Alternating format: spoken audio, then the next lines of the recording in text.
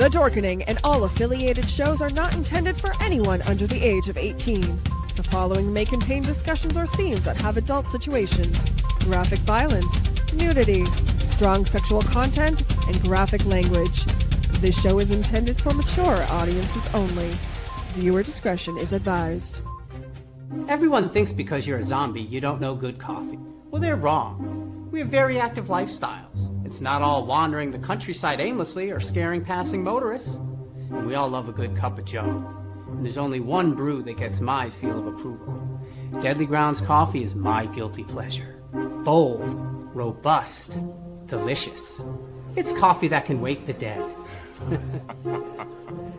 With over a dozen different roasts and flavors, Deadly Grounds can satisfy the most finicky of coffee addicts. The aroma is so intoxicating. It brings all of my neighbors out of the woodwork. Deadly Grounds coffee. Coffee to die for and zombie approved. It's good to get a little deadly.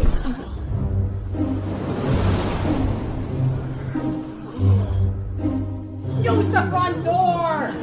Oh, they're so disgusting.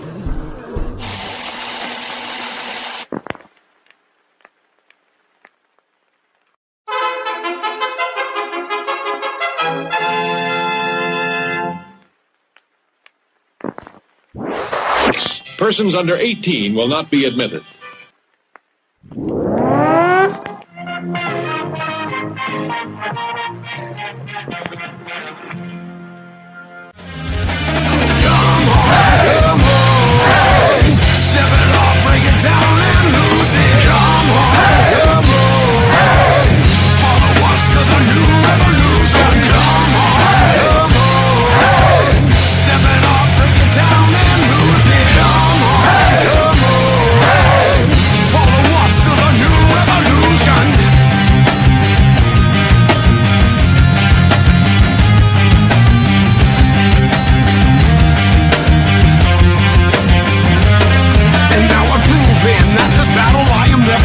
I'm choosing to ignore the cuts and bumps and bruises. I'm cruising through these haters, leave them looking stupid. They foolish if they think they'll ever hear my conclusion. I'm through with all these part-timers and their excuses. I'm bruising eagles left and right every time I do this. I'm shooting for the top, no I'll never settle where you did. The future's in my hands, my grip will never loosen. My crew is ready to obtain the absolution. Removing any doubt that we was ever fooling.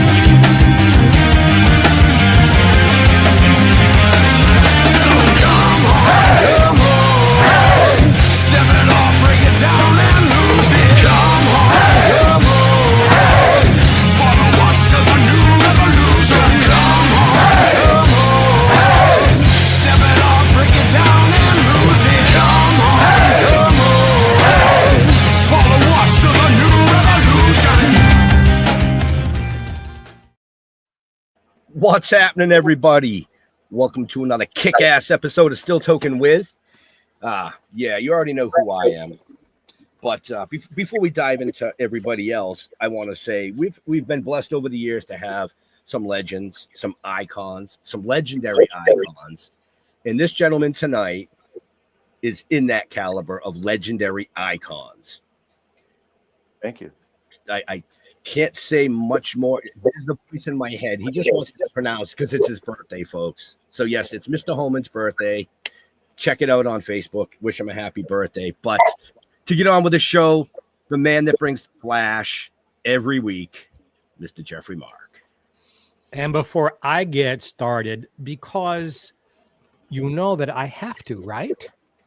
Okay. Happy birthday to you. Happy birthday to you. Happy birthday, dear Jeff. Happy birthday to you. Yay! And you get to introduce a legend, Jeff Holman. Hey. Yes. Happy birthday.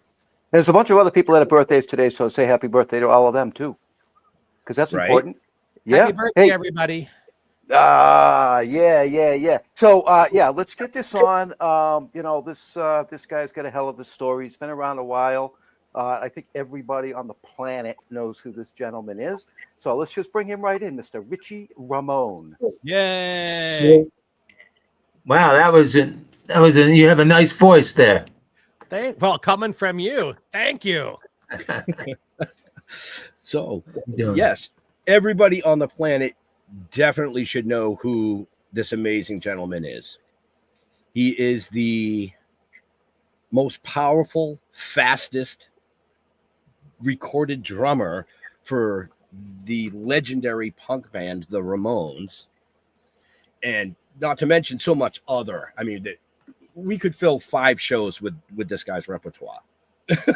For real, But I do want to kick off the show by saying thank you to Howard Schimmel for setting this up for us this evening. Howie's a great friend and a great gentleman. And I want to mention to all our viewers and listeners right off the bat, because we know that most of you don't have very long attention spans like us. Richie is going to be appearing at Chiller Theater October 24th through the 26th in New Jersey. So you have time to get your tickets, get your asses down there, and meet this legendary icon. It's just that simple. There'll be other people there too, but you got to go see Richie. You got to pick up his book, his audio book, his merchandise. I mean, the dude is just wow. Yeah, there's a lot going on. That's a great convention. A lot of celebs and a lot of fun. 3 days of nonstop action. So, it's worth your time to get there. Absolutely. And Richie is one of those gentlemen that is always on time. We had this conversation backstage about musicians and rock stars always leaving the crowd waiting and waiting. And Richie said, "Oh, hell no. No, I am always on time." Yep. Then you people got to buy tickets and get down there because he's going to be there. Well, if you're always on time, does that mean you leave early? Wow. Yeah, you do leave. I mean, if you're driving and stuff, you have to leave a little early. The old excuse is, "Oh, there was traffic." That's like really ridiculous. Oh yeah, well, I got to be there at 5 p.m. So that's rush hour. You got to go early, and hang out till it's time. It means you're a pro, Richie, and I don't understand people in our business being anything less than that. Well, they're on time in the beginning of their careers, and then what happens? You get jaded, and that's the problem with most actors and musicians. And there's no need for that, I'm just like everyone else. I just have a different job. It's really that's all it is. You can't never put yourself above anyone. I find that ridiculous. Amen. Right? I like that. So let's jump right into this book of yours. Now the book was written a few years ago. You just finished the audio version of it, correct? Yeah, I just finished the audio. I know better now, right? Mm-hmm. Right. I know better now. I'm not going to ask you about the title yet. Years you've learned a lot about because I know better too, but not always. But you voiced the book yourself, which is very unusual. Typically, an audio book is done by a quote professional reader. Right. What made you do it yourself? Well, that was the number one thing that when recorded books did it. I made sure in my contract I wasn't doing it unless I read it because it's my story and I wanted people to hear my voice. And that book is it's like me hanging out in a bar with you, telling you this story because it's in my voice. If you notice, I talk in very short sentences, and it just came across great that way. And I remember when they did it, I had to do an audition. Like I had to read some of the book for them, like an audition. I was like, really? And I did it, and they were like, "Oh yeah, definitely do the book." So it's real exciting, and now they've entered it for a Grammy for, audiobook and storytelling. So it's kind of fun. But that was the main thing. I wanted to read it. If I couldn't read it, I wasn't going to record it. Nice. Makes sense. Okay. So to all our viewers and listeners, Plus, if you're you get paid a interested, little more money when you read it. Yeah, I was waiting for the rest of that sentence. Right. Yeah. right, Yeah, right. yeah. And I was actually going to say to our viewers and our listeners, if you're interested in the audiobook or the hardcover of the book or any of Richie's merchandise, just check the show notes up above or down below. His connection links are there so that you can go purchase this. Okay, cool. So, yeah. Can you give us a quick little synopsis of what I Know Better Now is about? Well, you've read a ton of Ramones books. There's a lot of them out there. A lot of them have trash talking in them. This wasn't a trash talking. This is about a kid from New Jersey growing up and ending up in one of these most, famous bands in the world, So it's really my life story of how I grew up in, Passaic, New Jersey, and the things I went through and all the different bands I went through to finally make it into, a national act, and because I started very young. I was already drumming at, 7, 8 years old, I had my own private teacher and stuff like that. And it, tells the story of the hardships of trying to get there, and so really, it's really, it could be in any movie about anyone who growing up and becomes in a band, and then it goes into my years in the band and after I left. So that's why it's my life before, during, and after the Ramones. But it really, the book I wanted to do because I was like the mystery Ramone. People really didn't know that much about me, I had my 4 years and 10 months in the band and then disappeared or whatever happened, during that time. And so this explained all of that and why I left and all that kind of good stuff that people always wondered about. Okay. So it answers a lot of questions that a lot of people had that they just didn't know. And, you got to tell your story, which I think is awesome. Yeah. Right. It was great. And, I didn't, when I was approached about doing it, I was like, nah, I don't want to do it yet. I want to wait, feel like I'm on my deathbed. And, and my agent said, no, you got to do it now. You got to strike while the iron's hot, because maybe in 10, 15 years, nobody's going to give a fuck about you. You know what I'm saying? So, and it worked out that way, it was the right time. And I don't know, I don't think I'd do another one because it was a lot of work, a lot of hard work. Right. Peter Aaron, he was from the same neighborhood. He co-wrote it with me, I would tell him my stories and he'd put it together and write it, it was, because I didn't sit there typing it in myself, but to remember, getting the dates right and what year and when this was and what this show was very difficult. I had to rely on a lot of people from the past to really get it right because, I didn't want to, I didn't want to get things wrong and I didn't want to make stuff up. When you write this book, you can't omit things about your life because people will kind of read through that. Doing your life stories like running down the street naked.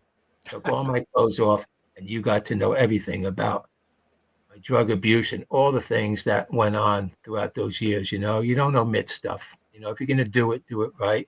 And it worked out well. So I think it's a really good book. Maybe I will definitely second that because I did read a good part of the book after I got it from you, and I was blown away. I mean, thank you. It's definitely a good read for anybody that's a music fan, first of all, but Right. especially a Ramones fan. I'm going to say 10 to 15 years from now, people will still give a fuck about you because of everything that you are part of, not just the Ramones, just, everything that you've done in the caliber that you have done it in,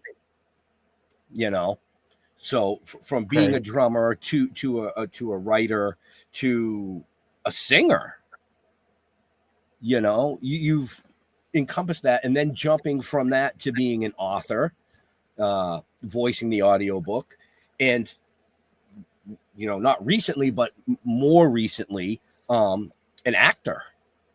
Right.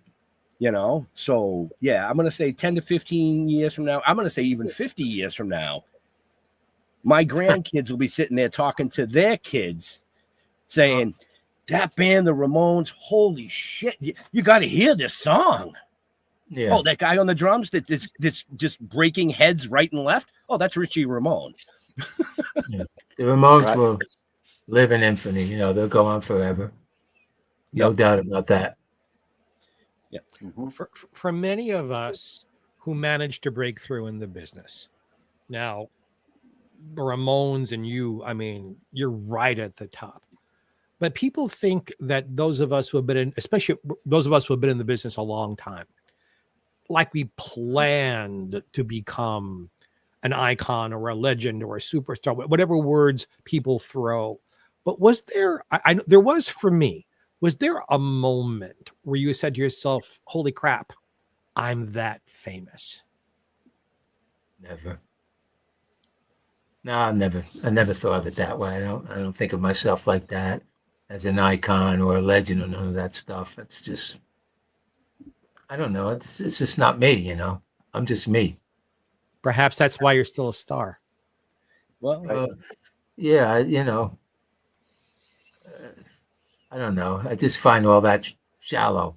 If people want to, I'm glad they, if they enjoy my work, and, like when I do my live shows on my own, which I still tour and stuff, it's about my audience. It's not really about me. It's about them. I want them to come, have a good time, and go home and say to their friends, man, you missed it, man. What you missed tonight, it was exceptional. It's about them to have a good time, not me. I'm there to entertain them, Your So, humbleness is inspiring. well, that's, Yes. I was going to say if that. that's what it's called, that's fine with me, Yep. Yep. No, I like it. It's But fantastic. your attitude, because anybody who works in front of the public, in front of a live audience, if you aren't all about them, the show is going to stink.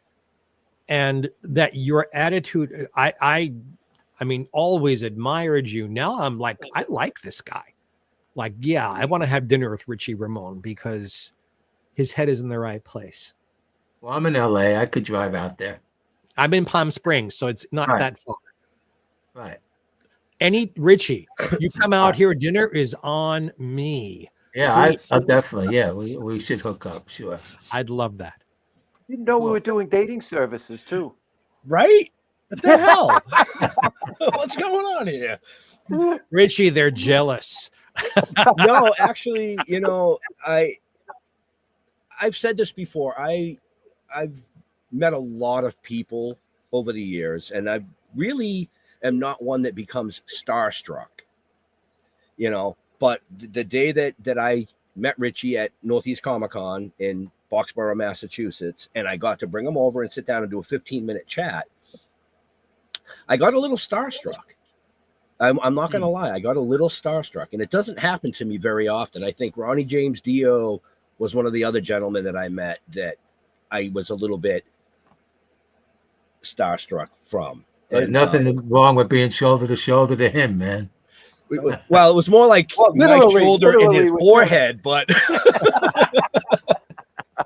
and I actually had the pleasure of meeting him multiple times and actually sitting on the bus with him and Tracy G and Jeff Peelson on the Devil's Highway tour. Yeah, he's got an amazing voice. Amazing voice. But I will say that, Richie was definitely one of those gentlemen that I did get a little bit starstruck when I met him. And then I got to chat with him, and like he said, he's just like everybody else. He's just got a really amazing job. Right, there you go. So I'm sure you get this question quite often, but I'm going to ask it anyway because to me, your opinion matters. Why do you think the Ramones had the success that they had? Well, there's a lot of things about that, but first of all, 74 disco, they changed the sound of music. You know, they came out with this sound that was totally opposite of the disco era. And so being innovators is number one. When you're an innovator as a band, that's going to carry on your legacy forever, you know, because as innovators, they influence, you know, thousands and thousands of musicians and bands, you know, as opposed to, you know, now some of this music, you know, and I'm not saying anything's bad or nothing, but, you know, a lot of bands sound the same, or the song sounds the same, or it's all, you know, they were innovators, and they had this special thing. They dressed like kids. They wore ripped jeans, and they didn't put on like fancy clothes with padded shoulders or nothing like that. What we wore on the street, we wore on the stage, and I think that's the main thing. And the message was simple, and it and a lot of misfits related to it, you know, and it was for that kind of crowd, which was really interesting at that time. How someone, and you know, Tommy Ramone, how they could really come up with something so opposite and so fresh and new that was totally not on anyone's radar, you know. And I think that carries into a legacy, you know. And Okay. you know, when you listen to those songs now, it's timeless. You don't go, oh, that sounds like 1978. Oh, that sounds like 1983. It's not like that. When you hear other songs, it's like, oh, you know, that's an 80s song, or that's from that period. Not the Ramones. It's a timeless sound. And that's there you go. Hopefully I answered your question, but that's kind of where it's at. Oh yeah, no, absolutely you did. And you know, I want to say as not so much a lover of disco, it gave people like me something else to look forward to as well. Mm-hmm. You Right. know what I mean? Because when disco came out, it wasn't for me. So I was Right. looking for that other stuff, which is fine. You know, I It mean, was still it's interesting, and you know, the Bee Gees doing yeah, all that, and John Travolta and all that stuff. It was fabulous to see, and you know, that movie and all that, which is great because I'm a proponent of all kinds of music. You know, oh, I absolutely, know, I yeah. know, I don't, you know, look down on anything, but it was just remarkable what they did. You know, I tell the story in my book. I just was a year out of high school, and I heard about this Ramones, and I took some friends from high school to see them. I think it was 1975 or six in Dover, New Jersey, because I was younger than these guys, and this new band, the Ramones, and we went there, and there was this band playing. I was like, wow, this is interesting. This is new. And like all my friends were like, nah, we got to go. Let's get out of here. This is awful, you know, because that was the time Arena Rock and Yes and all those bands they were listening to, you know, they couldn't wrap their heads around it, you know, and so it was fresh and exciting, and you It know, was. just an amazing band, you know, and to be so fortunate to have that surname, you know, one of only a couple guys, you know. I take that with me to my grave, you know. It's kind of a badge of honor, you know. And There's I a still word. give them respect for that, you know. I never want to like not respect that badge of honor and never do nothing that makes it, you know, that they would roll over in their grave. You know, I want them to still, you know, go, oh, go Richie, you're doing great, you know.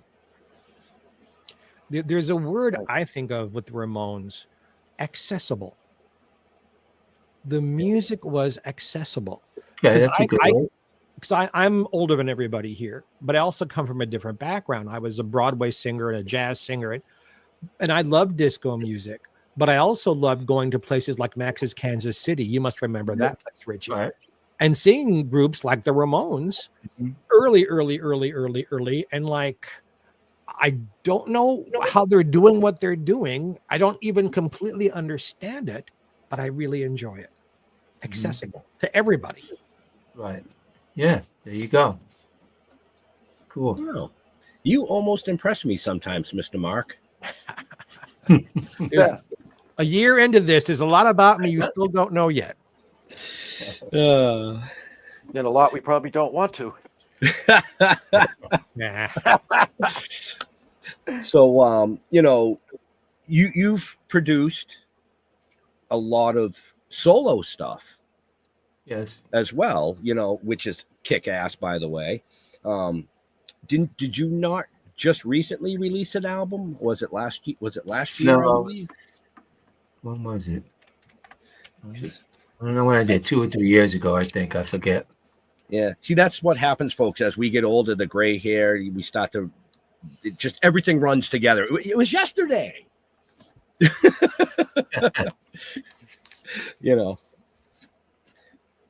Boy, everybody got quiet. I've done on 3 me. solo albums. One in Right. 2013, and so. Is there a difference for you creatively between recording with a group where there's multiple people and multiple opinions, and when the project is just Richie's? Is there a big difference for you creatively there? Well, I don't know. I mean, I write the material, but, and then I have people come in and play it, in the studio. Not necessarily the band I tour with is playing on the album. Right. The last 2 albums, my bassist Claire Mistake, she played on the records, and a few other people, but I get more people involved. So I'm real close to the music, you know what I'm saying? So, but there's not much difference. But a touring band is a touring band, and a recording band. Recording is a little more technical than touring, it's a little more, you got to be a little more exact in the studio. So. Have you ever recorded the old-fashioned way where everyone was there together at one time? All the time. Okay. Yay. That's the way. Oh, that's the way that the pleases Ramones. me to hear That's it. the way the Ramones did it. That's the way I did it. We all play at the same time, and that's how you get the drum tracks. And so, when I was in the Ramones, when you listen to those records, those are all one take. John was like, he didn't want to waste money. So I had to make sure that I had it down the first time, because you barely got a second try at anything. So you wanted to make sure you did what you wanted to do on the first take. Like I would record an album in like 15, 16 songs in a day and a half, and I was done in the studio. And so yeah, we all record together, and when that basic drum track is done, then you go back in and fix little things, fix a bass line, fix some guitar parts like that. But you need to all record together to get that vibe going, I don't think, doing it one at a time doesn't really make sense.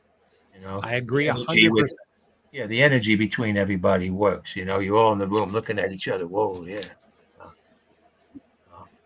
Nice. So again, folks, I want to mention that Richie is making an appearance at Chiller Theater, October 24th through the 26th. Yeah. The Hilton Parsippany. In Parsippany, New Jersey. Yep. Get tickets, go see him, shake his hand. He's going to have all kinds of merchandise, I would assume.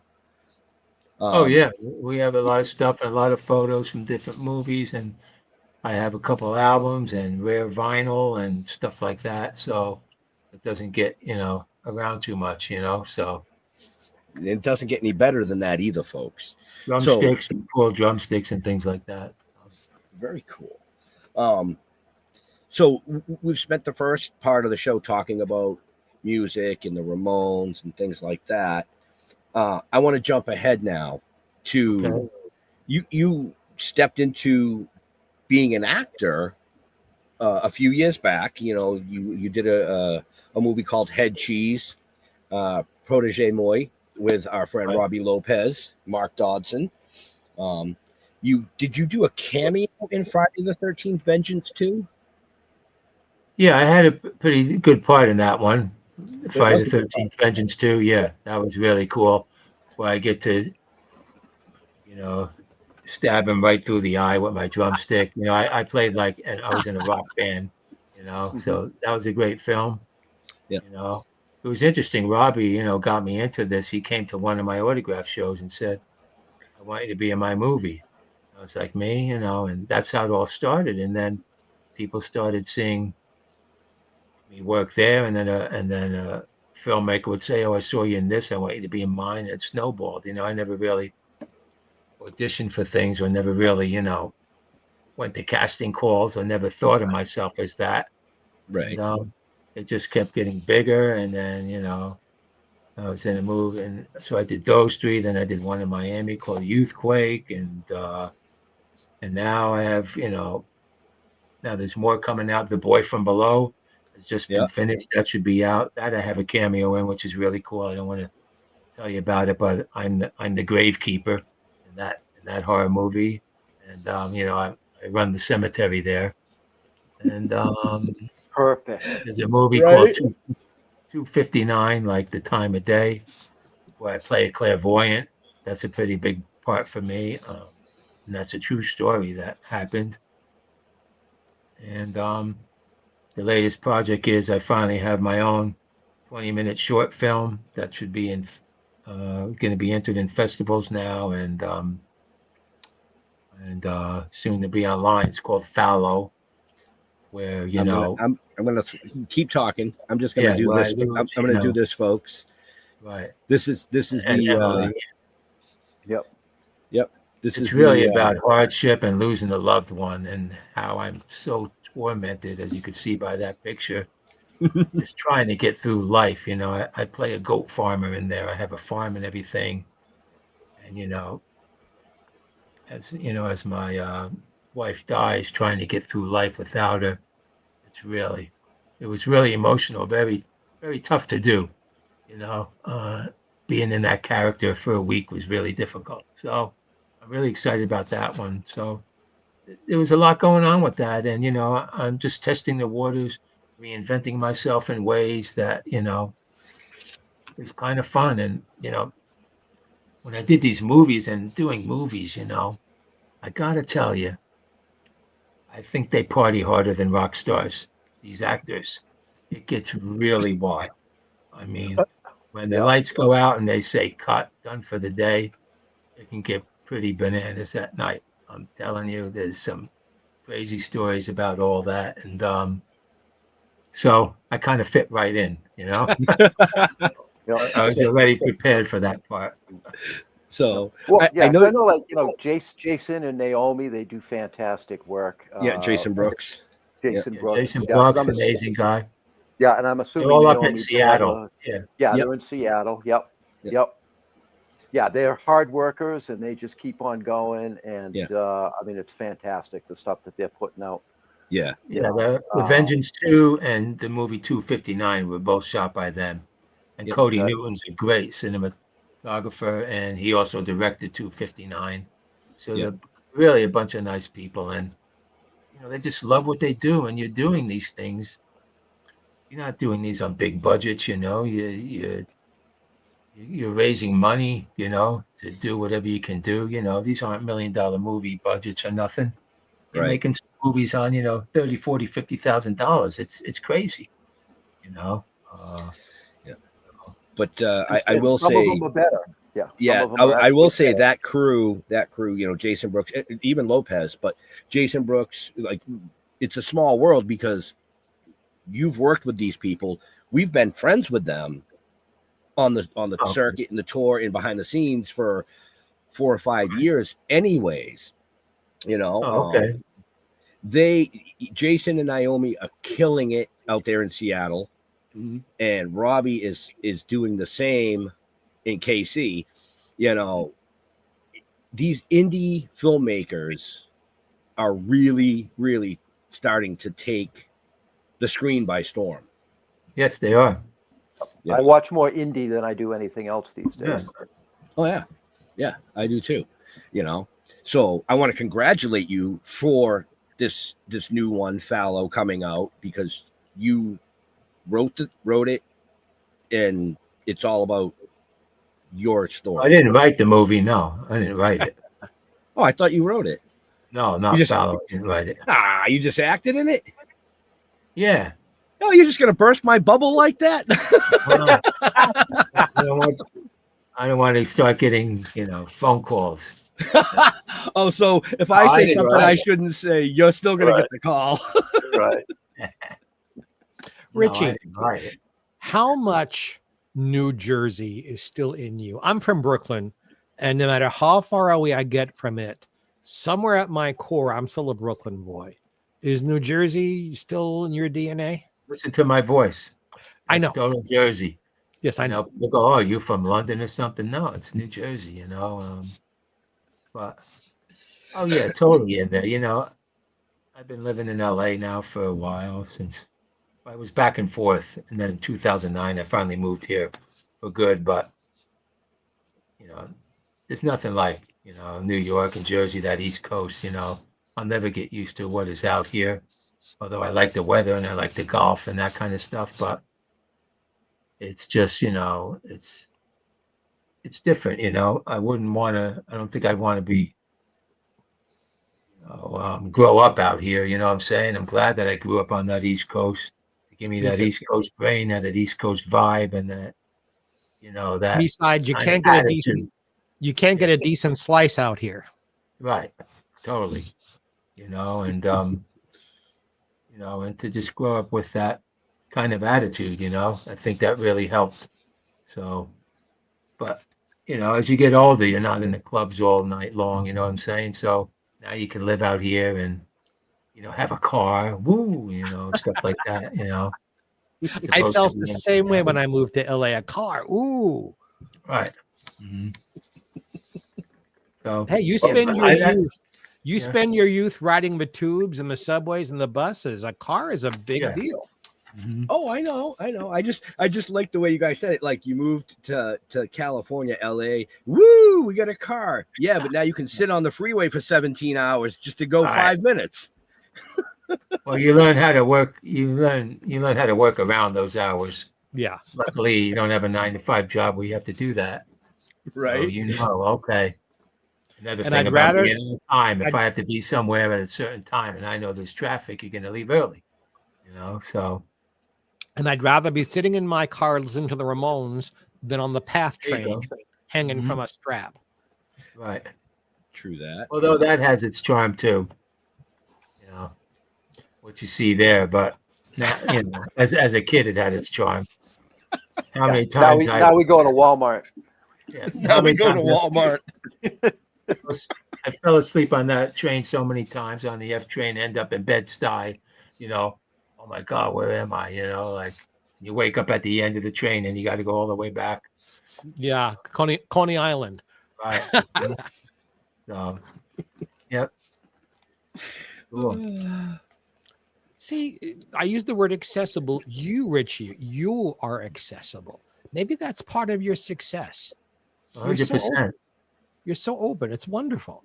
I mean, when I do, even when, I'm touring South America, which is where our biggest fans are and everything, when the show's done, as soon as I'm done, I go out there to meet the kids and talk to them and go to the merch table and say hello and sign whatever they have. You could have all this merch and all they have money for is nothing. So you're signing the back of their tickets, hundreds of tickets, but I'll stay out there another hour talking to them, I mean, back in the day, in the 80s, I remember, Ramones, you would, as soon as the show's over, it was like, this is before, the internet and all that stuff. You'd hide after that. You'd sneak out the back door and leave, Now it's different, you need to be accessible and need to talk to everyone. And they really enjoy that, And you never I know who love- you're going to inspire too Right. by doing that. Oh, the stories you hear and the stories of how they say, oh, you changed my life and how you saved me and all these things. And, I don't think of it this way, but so many people look up to me, and I want to be responsible for that. I don't want to be an asshole to these kids and stuff. They really look up to me, and it's hard for me to grasp that in my heart. You know what I'm saying? Because I go back to the story like I'm just like everybody else, but they really do. Really. I mean, I've had people cry. Like when meeting me. It's like wow. So it's important to be, accessible, like you say. I like that word. I think I'm going to use that more often. Please, please. Oh, and I think that being that way, because you can literally change somebody's life by being a good guy and giving them that 5 minutes, or being a dick and not. Right. That Exactly. can seriously change a kid's life. Mm-hmm. And Exactly. I commend you for that. I mean, Right. I wish more would do that. When I you're was walking gonna say through an that. airport, if you're walking through an airport and somebody recognizes you, you don't just diss them off because they're a bother. You stop and you Right. say hello. Right. Exactly. Like down there, it's one place like, Argentina, Brazil, I get recognized. I could be in the airport. I remember Mhm. this woman coming over with her 2 children, crying, "Oh, you're Richie Ramone, oh my God," and I always have stuff to give them and sign, and like School of Rock, I did a lot of things in Chile and stuff like that with all these little kids, and I went from room to room and jammed with them. Oh, it was so excited, to see the joy on their faces was really touching. So you always have to remember that in the back of your head, that that people look up to you, and just remember that. And you're right. Don't be an asshole. Right, I right. don't I have that think in that me. too many people forget that without the fans, you don't exist. Right. Exactly. No, it's true. Also, I fully believe talent is a gift. And Richie, you are very gifted. But with a gift like that also comes another word I like, responsibility. To be Yeah. true to your talent, to be good to the fans, and to not be an asshole. Right. You're not given talent like that to be an asshole. And But, Richie, yeah. you and I could name about a half a dozen people in 3 seconds Right. who are jerks, who have Mhm. the big talent. And I've never understood why people are like that. The greatest thing about it is that's just me. So I don't have to think about being a good guy. It's just in me. Other people may have to, try hard to do that. It's just me. So, Yeah, if you have to try hard, there's something missing to begin with. Right. and people and kids they're smart. They're smarter than you think, and they can pick up on that if you're being a fake or being real, you know. So that's good. Well, thank you for all the compliments. Now. Well, obviously, we're all three of us fans, but also I admire you, the person. Right. Right. You know, a lot of people, like you said, would just be like, is this interview over yet? You're like, this is bullshit. I want to move on. And there's gentlemen like you that just enjoy the simple Right. things like us. And the cool thing about this movie Fallow, well, Jason Brooks, he had 2 of my songs in that movie, but Fallow is all my music, and there's Wonderful. like 5 songs in there, um, which is kind of cool too, being in this business, because sometimes you get to involve some of your own music as long as you're acting, and so everything gets in there. It's kind of interesting. So yeah, I'm really excited about that, but it takes a long time. You make these things, and it's like a year, 2 years before anybody gets to see it. It takes a long time to edit it, and you're like, Yeah. gee, what's going on? It's not like booking a show and playing it and you're done. So Well, no, that's what you do to fill the time while you're waiting for the movie. right. Mhm. Yeah, pretty much. So we know about your appearance at Chiller Theater Right. coming up October 24th through the 26th, folks. I'm going to keep saying it. This is just, until somebody realizes, oh, wait, shit, that's coming up. Let's go see him. Are you going back on tour? Not right now. Last year my drummer died, and it took me a while. Sorry It's to still hear that. taking me a while to get it going again, because mainly now I front the band, because Mhm. you can't sing and play the drums and be the front man from the drums, because it's always dark back there. Nobody sees you, in these clubs. It just doesn't make sense. Where's that coming from? So I mainly front, and it's very difficult to find drummers who can play like this kind of music, you know, and Right. so Yeah.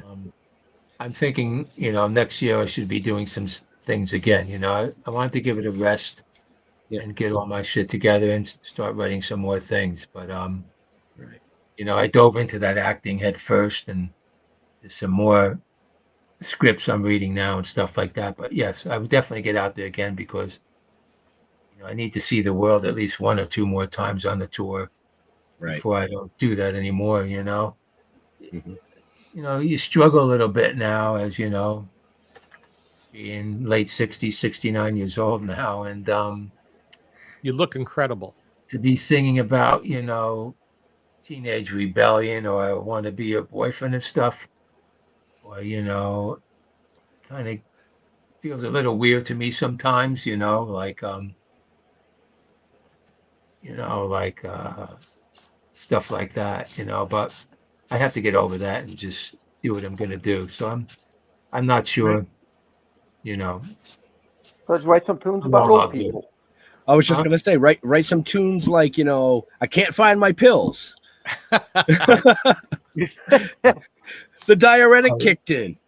who stole my diapers? You Right. know, Right? I already wrote on the last album who stole my wig. So, You you know, know, that was a I will funny story because people who wear wigs, you know, I was thinking about, and that that becomes your best friend. You know what I'm saying? You can't do nothing without that. You know, you can't go out, you can't do anything. So the story about, you know, it got stolen. Someone stole it from the hotel room and stuff like that, and it affected his life. It's his best friend. You even give it names because you usually have multiple, you Right. know, more than one. So I thought that was a really funny song. But you know, even I don't know if my latest album, you know, is there's a lot. There's some lyrics that were wrote by oh, can't think of her name now, but there's a lot. It just turned out that way. There's a lot about mental health on that record. What I'm singing about, like suffocate, and you know, I need a straitjacket, you know, just to give myself a hug, you know, just trying to find self love, stuff like that. And there's a lot of emotional stuff on that record, which has really been working well because you know this mental health thing is really big right now in the world, yes, and it is. I never really said, oh, I'm going to write songs about that. It just happened like that because I don't try to listen to other stuff when I'm writing records. I just want to come out from what's inside. And I guess a lot of that stuff I wrote after this COVID or during the COVID when a lot of weird shit was going on, you know, Yeah. so, you know, live to tell, you know, live to tell is when, you know, that's the name of the latest album, you know, and I don't know if you saw the album cover. If you ever saw the album cover, Live to Tell, I asked people what that is. Well, that's my aortic veins in my body because in 2019 I had to cancel a tour. I had a 6.2 aneurysm, and I was just about to go on tour. The doctor said, "You ain't going anywhere. That thing's gonna blow up." And that's how this whole, you know, I got my stents and I feel great now and everything. And it was that's how Live to Tell came about, and the whole thing started with that record, you know. Because when the doctor showed me that thing, I said, "Listen, that's my next album cover," and sure enough, it was. He's so happy about that. So, and I'm a spokesperson for, you know, aneurysms, especially aortic aneurysms. We call it the silent killer. You don't know. You have no clue that you have this. There's no pain involved with it, you know.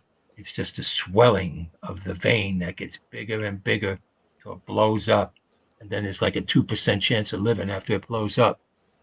So, That's what yeah, killed there my it is, mom. right there. Uh-huh. Yep. You can see that big fat thing in the middle. That's a swollen vein. It should be like skinny. Look at the size of that thing. And you could see one on the left side. There were two, another one growing, and the exertion of drumming, and that's been growing for years. But it just blew that up one time. So I was very gifted that they found that by accident just by doing a little exam on me. So Right. so always be aware, like look at all these things. Johnny Ramone dying, of prostate cancer, because you got to go to the doctor once a year. You just got to do it, even though you don't like to. Right. When you get to a certain age, you just got to get checked out just in case. So that's the silent killer. That's so many people die of that because they don't know. It doesn't make you sick. I had no idea I had that thing. It was giant. Right. Right. So, enough of that bad stuff. But Well, let's dovetail off of that. Life on the road under the best of circumstances, although it's very satisfying, is really, people don't know how hard it is. difficult. Are you doing anything as you're getting older to make life on the road a little easier for you? Like, what does a typical tour feel like on a given day? It's difficult because we're DIY. I'm not to the point where I have roadies or anything like that. Like in America, it's difficult because, well, I'll rent like a big SUV and I'll drive it during the day and drive the band members around. And then when I get to the hotel, they go to sound check and then I take a nap before the show. So you're driving a lot. In Europe and other places, you get a driver and stuff like that. But like when you go to Argentina, it's every day you're flying to a new city every night. Get up early in the morning, sleep a couple hours, go. It's really difficult. What am I doing to better that? I stay in better hotels. I don't, I gave up staying in like, Motel 6s and, promoters want to put you in the biggest dumps ever. It doesn't happen that way. I keep my eye on the ball, make sure the hotel is really good. I'm a Hilton guy now, so I get all this friends and family stuff. So I only stay in Hiltons, and I feel it's better. So it's so I do more of that kind of stuff. I'm more aware of where you're going to dump me. Where you're going to dump me for the night. Right. Because it can get, So- it can get bad. 1 year I was on tour, and I must have had like, the bed bugs, came home in my bag. My house got infested. It was the most horrible thing in the world. It's a whole nother story because you can't really use chemical and bomb the house. It doesn't work. These fucking things hide, man. And you have to hunt them like you're hunting. It took like 2.5 months every night. They only come out like 2, 3 in the morning. That's when they attack and feed. When we were back on tour, I woke up one night and I was like, oh, what is that? And I was bitten so many times. So you have to hunt them every night. You get up and hunt these. Put the light on. Oh, there's one. Kill it. And the hard to kill was the most horrible thing. And, at least staying in a better hotel kind of helps with that. Like. What do you stab them with a toothpick or something? How do you kill them? No, Oh, you you'll just got to grab them and kill them. Squeeze You gotta them. wait. You gotta wait, Jeff Holman. Mr. Richie Ramone is on to a new movie here. Yeah. Yeah. Right? They're really horrible. Bed bug massacre. Yeah, really. Yeah, the Bed Bug Massacre. It's really. I'm sure that movie's been done, but it was really, really difficult. And that was during COVID. That 2021 or something. I came back from tour, and so that's never happened again. But they get in all your clothes, and it's a nightmare. Just a nightmare. So really weird stuff. Oh crap. But Okay, well, that was an interesting staying story. in better hotels, I do that. Yeah. Renting a better vehicle, and So making the drives. I tell them, no, I'm not driving 7 hours and performing. You got to do it 3 or 4 hours to the next city. That's it. And so you learn over the years what to do, to try to make it a little better. But it's hard, but it's wonderful too at the same time. Yes. I'm sure you're eating better these days too, compared to 20 years ago. Yeah, well, you can't eat like a teenager anymore. No. That doesn't work either. You know. No, you got to skip the McDonald's because you just shit a grimace an hour later. You know.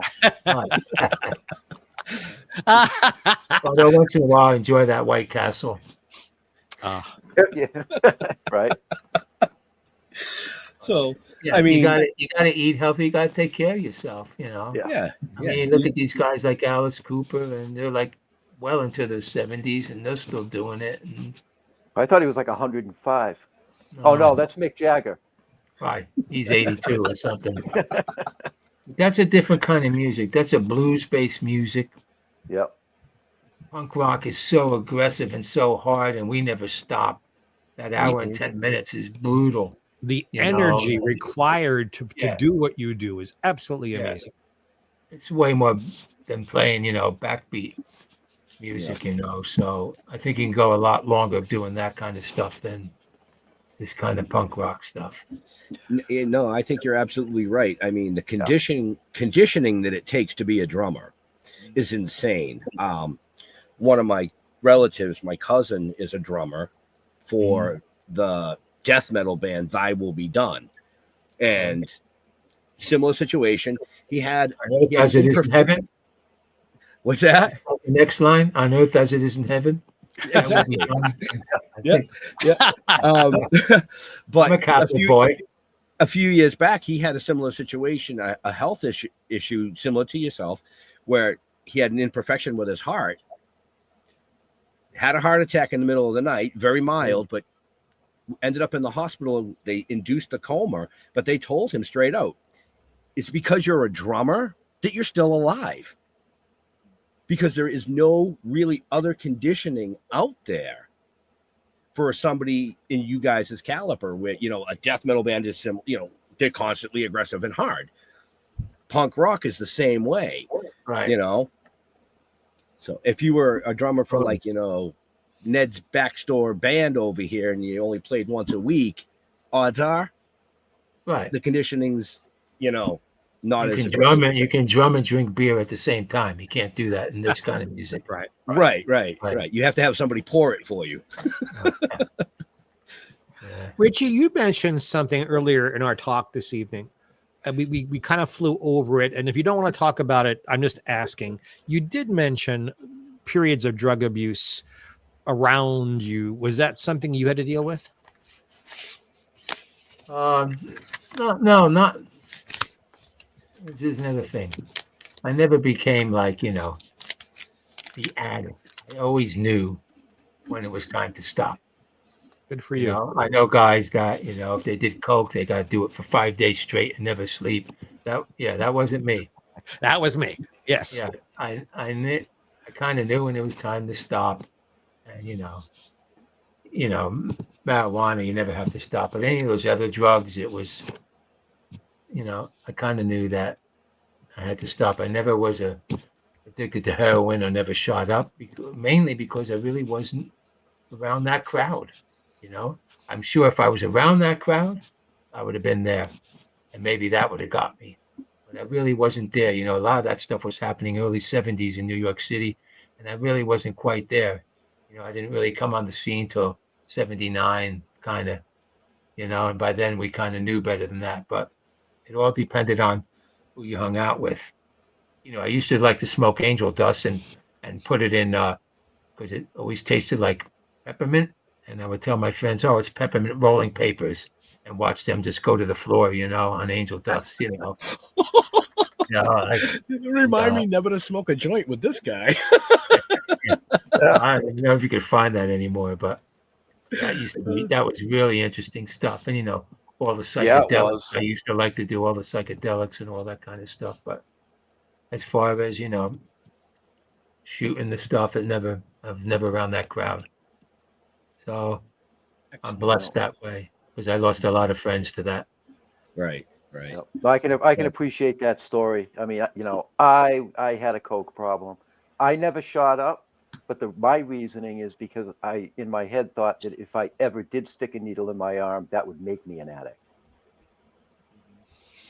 Yeah.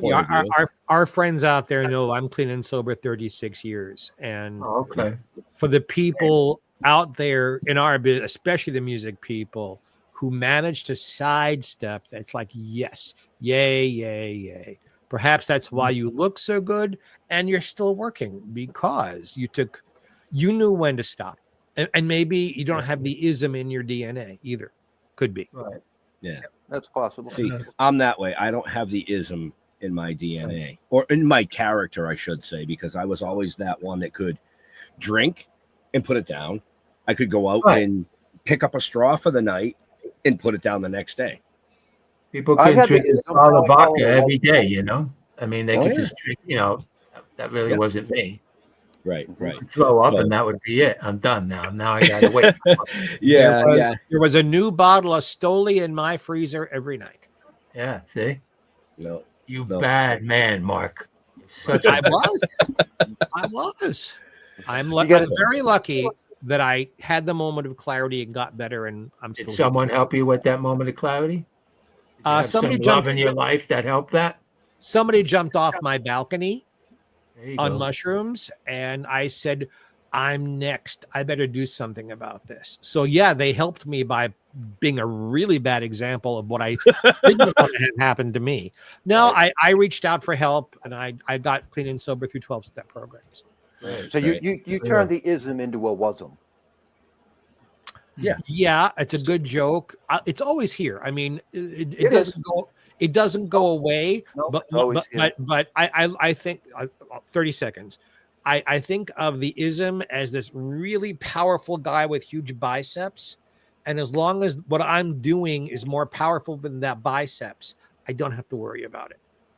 But I have the ism, and the people who don't, Right. God bless, and have fun, enjoy yourselves. Right. The hardest thing for me to quit was cigarettes. You know, I smoked for over 50 years, and I finally did it. You know, and but like you said, do it never because I goes gotta away. do that. It never goes away. When you smell one, you're like, "Oh, that smells so nice."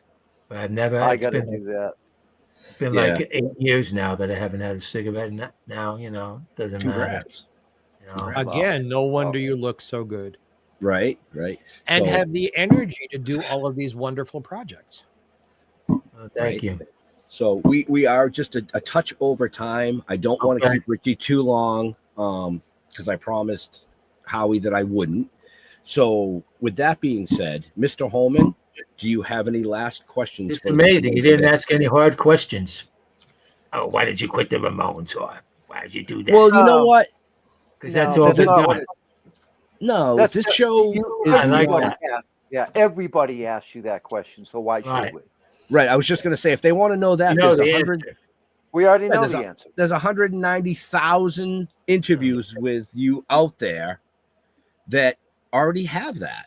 Right. Yeah, see, You know, we this wanted is to know just what a kind nice- of drugs you did. Friendly conversation between a few grown-ups here. It was very nice. That's what we do. That's what we do. That's how we thank run you. the show, and that's how we've been so successful for six years. Is we don't do Thanks the a lot. standard Q&A. But I do want to give Mr. Holman an opportunity here to ask a last question. Yeah. So, do you like Oh, here it squirrels comes or now. do you like squirrels or chipmunks better? Where the fuck Well- did that come from? Squirrels. Okay. Because my dogs really love squirrels. Okay. All right. So see Well, what I see- just got? He also is a dog guy. Right, you got Yeah. you got your answer to your actual question that you normally would ask somebody. That's right. See? Big animal activist, you know, and love animals. Yep. Ditto. Yep. Ditto, Mr. ditto. Jeffrey Mark, do you have a last question for this amazing guest? I don't have a question. I just sent you. There's a folks who are watching and listening. There's a private chat where we can talk among ourselves. I just sent you, Richie, my phone number. It would be my honor to have dinner with you anytime you would like. Definitely. Yeah, because I go out there from time to time. There's some fun restaurants there. There are, and I'll come into LA just to see you. I promise. Okay, cool. Thank you. So I don't get starstruck hardly ever. I've met everybody, but I get respect struck. Mhm. I have enormous respect for your music, for your talent, and for who you are as a person. And I don't say that hardly ever. So please know it's from the heart. Oh, thank you so much. Much appreciated. You're a cool guy. Thank you. Thank you. So I can reach out through Howie to get in contact with you, but I will say if you ever tour Boston, Okay. shoot me a message and Yeah, I let will us be know. more than happy to roadie for you while you're here. I'm serious. I did it for my cousin and his band. I carried his drums. So I have not a lot, but like this much experience, but the experience to be able to just roadie for you and sit backstage or side stage and watch you perform would be epic. That's cool. You know, I want to say richieramone.com. That's where you're going to find everything about me. So if anyone wants to learn about the movies or what I'm doing or what I've done in the past, richieramone.com is the place to be. that's my only right. plug. That folks, that link is in the show notes up above or down below, depending on where you're watching or listening to us. But no, I love that you plugged that because usually we got to ask somebody to plug themselves. Over the course of tonight, we've talked about mental health, drug addiction, and things like that. In our show notes are some links if you're in a situation like that, including veterans helplines. So make sure you read the show notes, folks, because if you're down and out and you need a hand, there's somebody out there that's going to listen to you. Yeah, me. Coming from people that have been there and done that. So with that being said, I want to thank Richie for taking time out of his extremely busy schedule to sit here and entertain you folks tonight. Thank you, Richie. To all our veterans and first responders, we want to thank you for doing what you do so people like us can do what we do. Stay safe. We'll see you next week. Oh, October 24th through the 26th, Chilla Theater, New Jersey. Get off your ass. Get off your couch. Get off whatever you're on, unless she's really pretty. Then you got 5 minutes. Then get off, get tickets, go down, see Richie and all the amazing guests that are going to be there. And with that, be safe. We'll see you next week. Thank you so much, guys. Thank you so much. You're welcome, Richie. Stay safe. All right. Bye now.